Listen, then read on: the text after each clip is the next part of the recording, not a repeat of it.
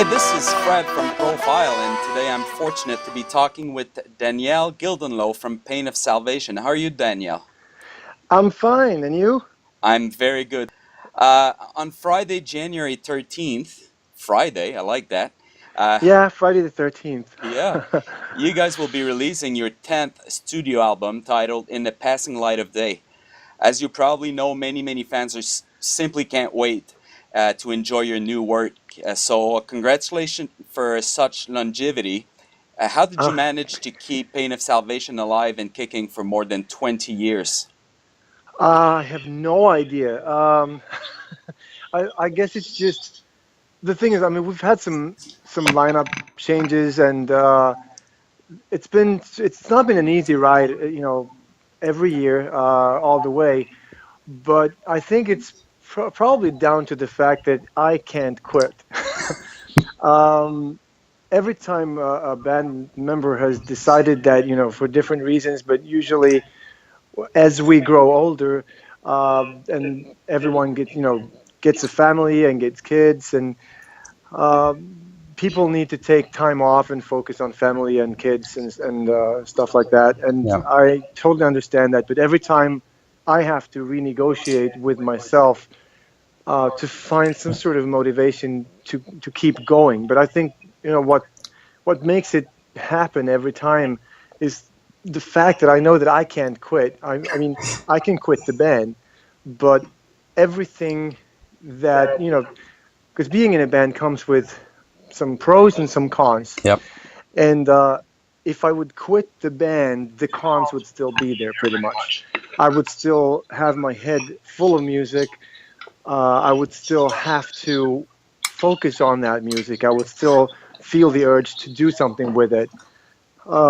So I guess it's just it's who I am, and it's not optional for me. And I think that's what makes the band continue. And I get the feeling that every time someone has quit the band, they are also urging the other members to continue, Yeah. because everyone somehow, especially from the original lineup and forward from the first albums, consider Pain of Salvation to be something larger than just the band and the sum of its members. It's an entity on its own somehow, and that that creature needs to continue. That's great. A lot have been said, and we know that 2014 was like really not easy on you. You spent Yeah. months in hospital. You finally recovered from a near fatal illness. Yeah. Tell us what place music had in your life while basically fighting for it. Like you were already putting words on paper for a later album at that time? No, I mean, I had been considering the direction. I knew what I wanted to do. There were ideas for songs and everything before I ended up in the hospital. And if anything, I think that the hospital stay um, pretty much just stopped, maybe for the first time that I can remember, stopped the flow of music. Because I've heard of people getting writer's cramps or whatever it's called. I don't know that feeling. I wish I would have a tap to turn it off every once in a while. And I think that's probably what happened. I mean, there were so many other things. I was just, especially in the early days of the hospital stay, when I just had that, the big surgery, um, and towards the end of the stay, after 4 months in the hospital, when just the sheer effort of being there day after day, month after month, and be lying in a bed, it took a heavy toll on the mind and on the body as well. So during the beginning and the end, I think there was just not not enough room for anything that had with music to do. I was trying. I asked my dad to bring my guitar, and I had this idea that I would practice Yeah. songs for the transatlantic tour that I had booked, which was, like, in retrospective, a totally stupid idea, because there was, like, just no way that I could. They called my recovery miraculous, that it was going so fast, and still that was 4 months. And once I got out, I could hardly walk, a normal set of stairs. So, from that perspective, of course, it was totally impossible for me to even have considered going on that tour. But I guess they just didn't want to tell me that. Yeah. They thought, yeah, let him have his dreams. He might need that, to have the energy to continue. I don't know. Um, but so there was not a lot of music. But one thing that I think was really healthy and that has a lot to do with the continuation of Pain of Salvation and the making of this album is that in our everyday lives we wake up in the morning and we have this huge list. We may not even be aware of it, but we have this huge list of the things we should be doing, the things we have to do, Yeah. the things that we have that we're too late with, and then we have the dreams, our life goals, we have this and that. The list is so impossibly long, it gets really difficult to prioritize and even see what's on this list because it's just, it's endless. Yeah. You have to change the winter tires, you have to keep up with the tax declaration. You have to choose between this or that brand of detergent. What do I know? It's just like so many things every day, so many choices and so many musts and so many must nots. And I think it's very confusing. It's like I felt that when it came to the band and the music, I had been dealing with this sort of like low frequency ambivalence ever since like 2007 or 2008, when a lot of the original members were leaving the band, and I just felt like I was this tribe that I had created, this family that I had been maintaining and tried to nurture over the years, all of a sudden just fell apart. Um, and I had been sort of like been stuck in this, like as I said, low frequency ambivalence somehow. And all of a sudden, when you wake up, every morning in the hospital, that huge list is just boiled down to a few very simple points. There's no room for changing to winter tires on that Yeah. list. There is no tax declaration on that list. So many things just very clearly just fall away, and become really unimportant. And the few things that remain are very, very easy to sort of like they're clear in so many ways. They're easy to determine and define. You should try to eat breakfast. Yeah. That's a good point. And it's easily, it's a goal that is easy to achieve, and if not, it's easy to tick it off as impossible this day, maybe tomorrow. And I noticed that the ambivalence when it came to the band's existence or anything that had to do with music or the band was just so clear and obvious to me. There was no ambivalence anymore. It was still on this very short list. So from that perspective, it was really good, because I know even now when I'm back in regular life, and the list that I tried to promise myself I would keep shorter than usual has again grown into this huge, like, impossible list. And confusion is, Yeah. already coming back when it comes to things, because it's just very hard to prioritize. Yeah. And I can lean on the decisions I made 2 years back, because only 2 years back I had that really boiled down list. And I think that's something very good that came out of this, because we already, I think I mentioned that in an interview when someone asked if I had changed my priorities and values in life.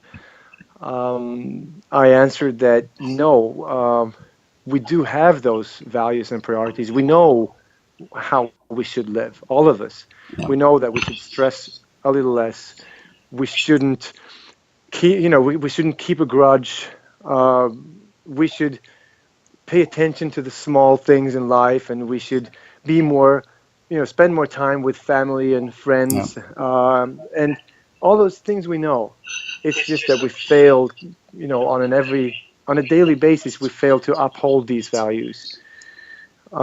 So it's it's um it's something very positive, I think, to be able to have this list only 2 years back. Most people will have to go back to being teenagers or even before that, to find that boiled down list that they once have. And so that's one good thing that came out of it, and that has helped me a lot with coming back to the band, and made me get an entirely different hunger and um, I don't know, just appetite for it again.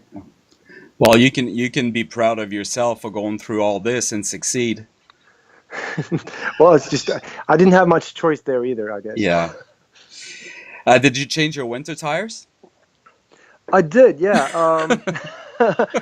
And I don't know if the universe is helping us or not, but we had a flat tire a few weeks back, and it's easy to go. Like, I think that's probably one thing that I still have a little bit with me from the hospital. That things are what they are.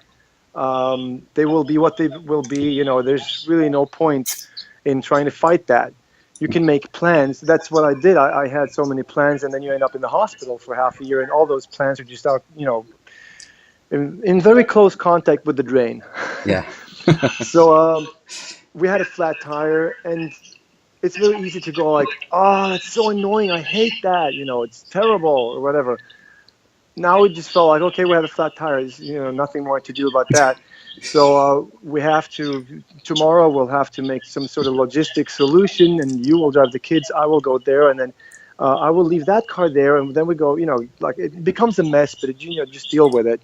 We did. We took the car to the garage, and we felt, we might as well change for winter tires. So that was done sort of like just because of that flat tire, which was good in that sense. We couldn't sort of just like wait for it. So there you go. We have changed for winter tires. That's good. Yeah. All right. Would you say that The Passing Light of Day is the most introspective, emotional, and personal Pain of Salvation album to date? Well, when you put it like that, I want to say yes, of course. I would just destroy the question if I said no to that. Yeah. I would have to agree. I think probably on par with Remedy Lane, but dealing with different topics. So yeah, it is a return to something very intimate, and that's always been my motto, I guess. Mm-hmm. That if you write about something that you truly care about and something that comes naturally, the album is just, it's bound to end up becoming more true and interesting. And I think I always appreciated that, listening to other bands and other artists.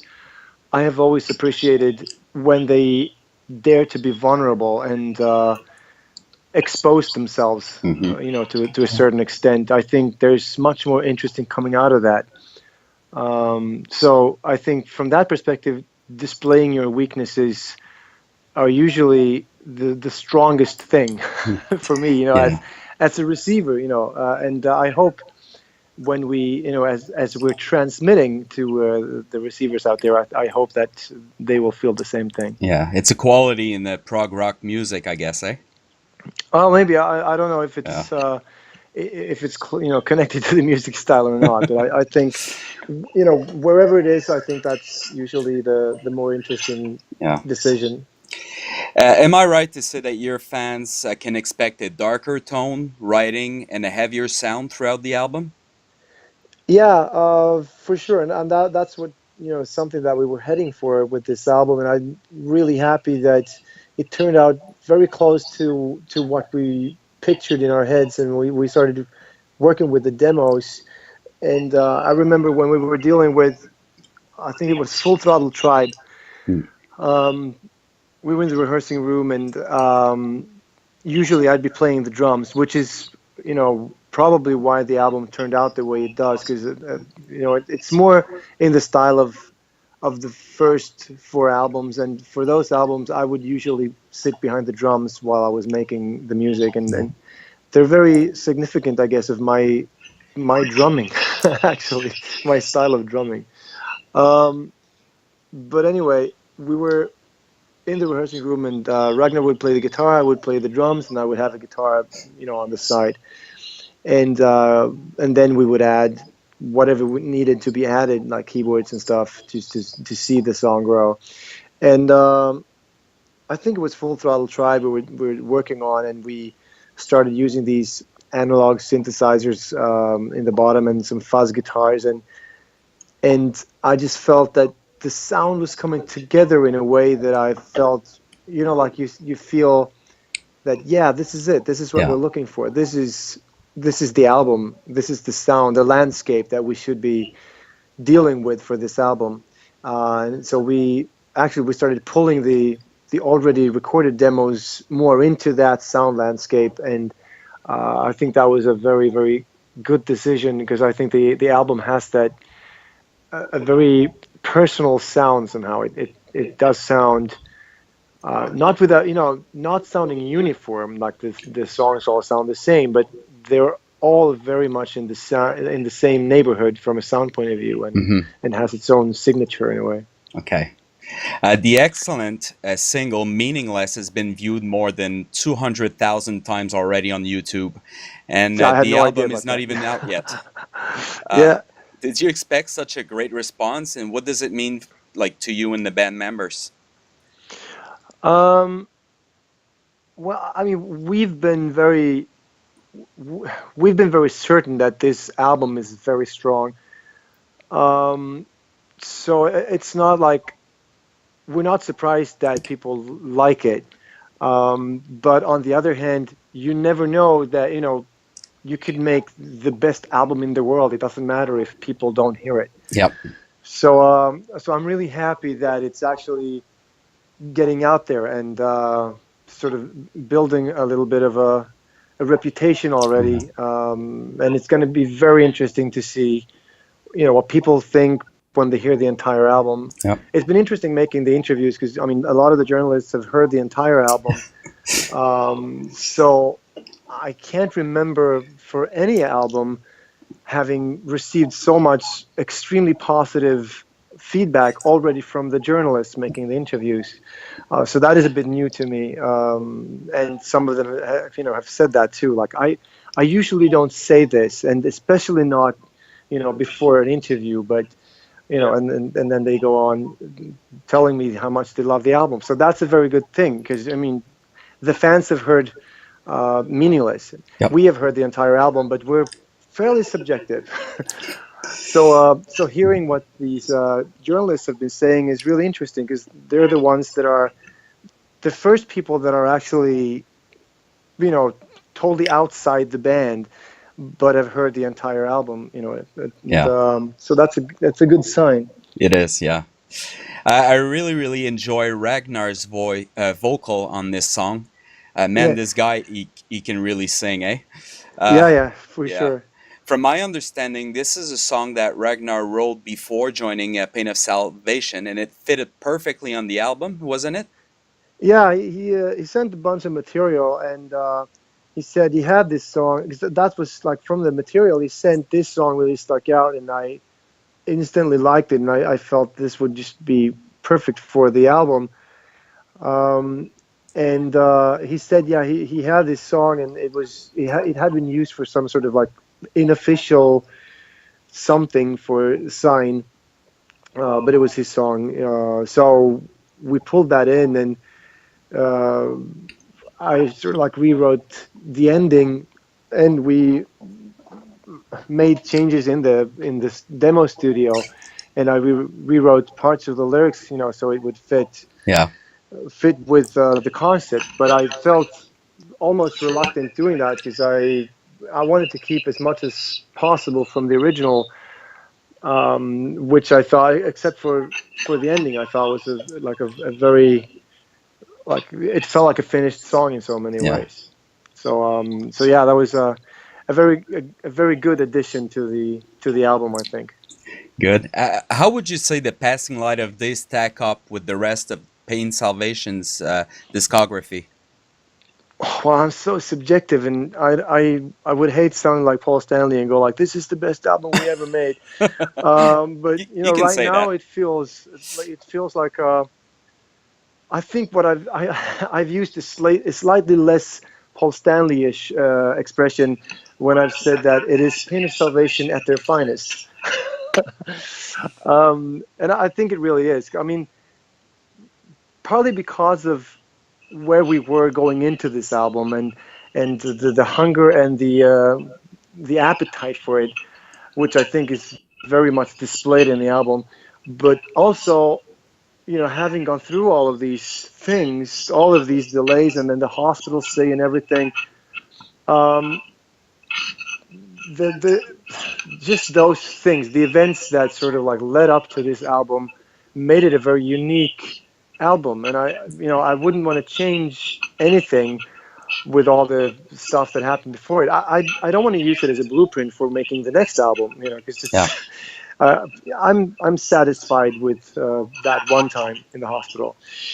But I think just having just getting that concept, and being able to have that source to tap into when it came to lyrics made the combination of lyrics and music, it's just like a very, very perfect match, I think, and becomes just that typical Pain of Salvation world of in your face, strong music that dares to go in all directions, but paired with these sort of like philosophical and very emotional topics that display a lot of vulnerability and beauty in a way. Yeah. And that mixture, I think, for any Pain of Salvation fan will be hitting home, as totally as it's possible, I think. Okay. Some say that the progressive rock has died back in the 70s. What would be your answer to such a statement? um, I don't even know.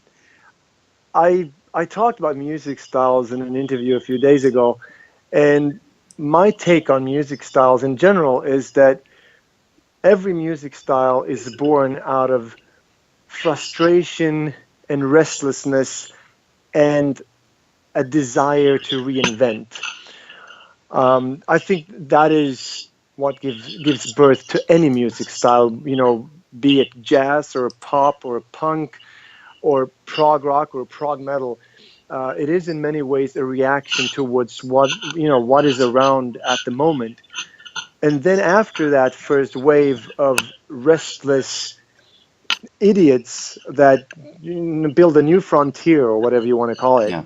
musically, there's going to be a lot of people who think that this is a very nice sound. I want to be part of this. Yeah. I want to do music that sounds like this.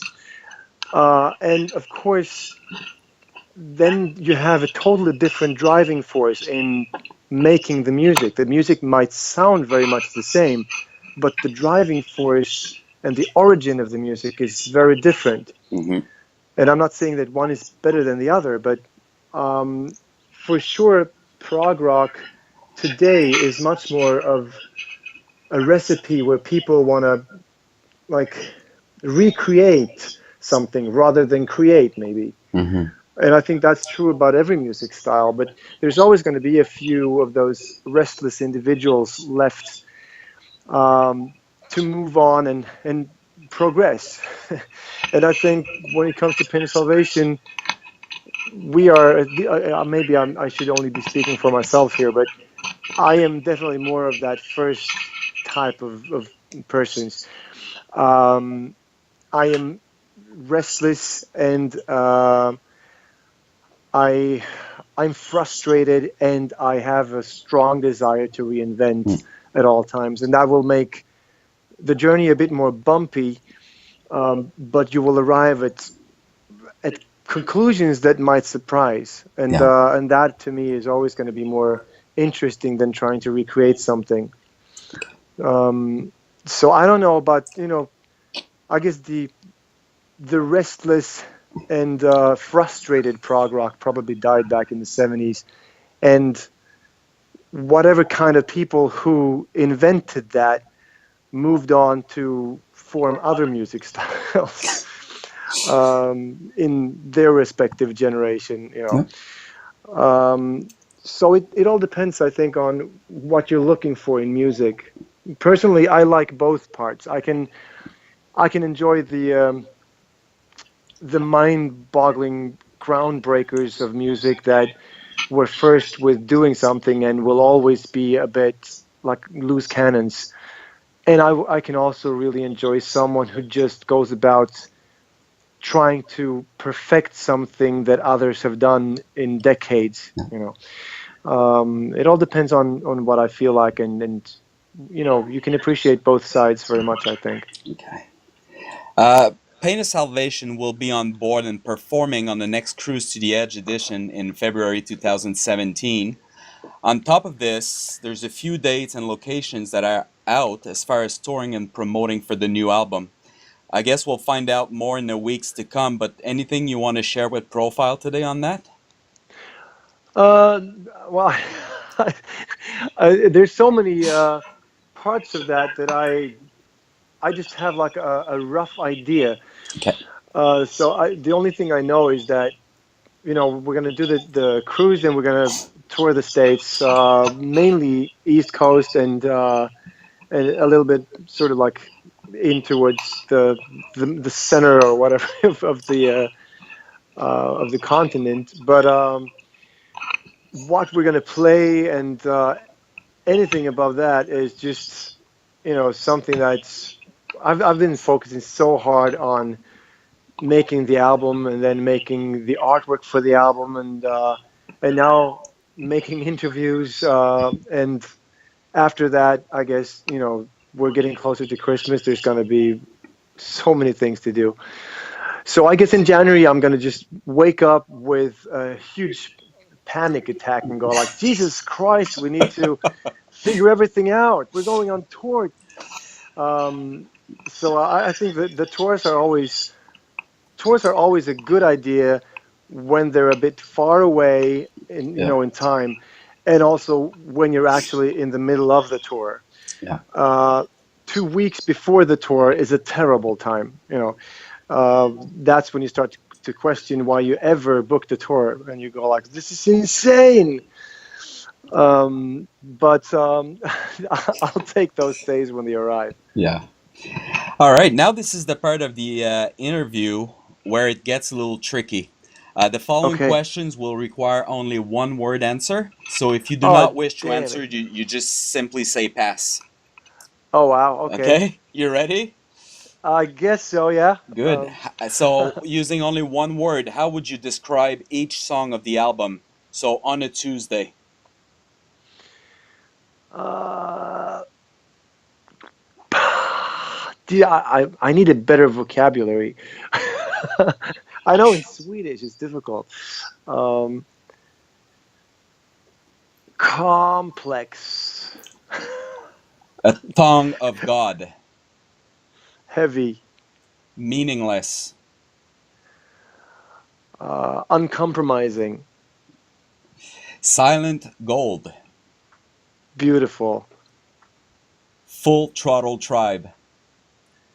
true, Reasons. funny, hard. Maybe hard is better. Angels of Broken Things. Uh, what's the word? Um, Ominous, Oh, ominous, that. ominous maybe. Ominous, Yeah, I think ominous, something like Uminous. that. Yeah. Ominous, yeah. The taming of a beast. The taming. The taming. Sorry. Yeah, taming of a beast. Ah, ruthless. If this is the end. Uh, oh, what's the word for that? Desperate. The passing light of day. Uh, Tranquility. All right, just a few more. Now, Okay. what is the best progressive metal band out there? Pain of Salvation. Oh, I love that. I wanted my politeness would require me to answer something else, but my honesty would have to require me to tell the Wait, truth. that's good. Favorite Swedish band? Oh, ABBA? Oh, I'm trying to think of something else, but um, all the bands I come up with are just not from Sweden. there's I'll quite a have to bit. stick with ABBA, I think. Yeah, that's good. Sorry? There's quite a bit. Yeah, I know. Yeah, but I would have to pick a band that I actually like Yeah. listen to a lot, I think. The most beautiful female singer voice. Oh, wow. Melody Gardot. Oh. Your favorite sport? Parkour. Yeah, that's what I bet. And finally, what country you wish one day to perform and you haven't had a chance yet? Wow. There's so many. Um, let's see. Nepal? Oh, Nepal. Wow. Yeah. See, Okay. I told you the end of a profile interview is always a little tricky. Yeah. So, But I Danielle, like this that was though. a real pleasure to have you on Profile. Yeah. Congratulations. Best success on this brand new album to be released in January. And as far Thank as you we're very much. concerned here in Quebec City, Canada, we're Yeah. very anxious to see you soon. That sounds like a good idea. We're longing to get back there for sure. Yeah. And I Looking. just realized that this is the first interview ever that I ended with the word Nepal. You always need one first one. Who'd guessed when we started off that the final word of the interview would be Nepal? Yeah, that's great. Well, there you go. I like that. All right, Danielle, thanks very much. Thank you. All right. Take care. Have a nice night and Merry Christmas. How the hell am I supposed to keep myself when you are so damn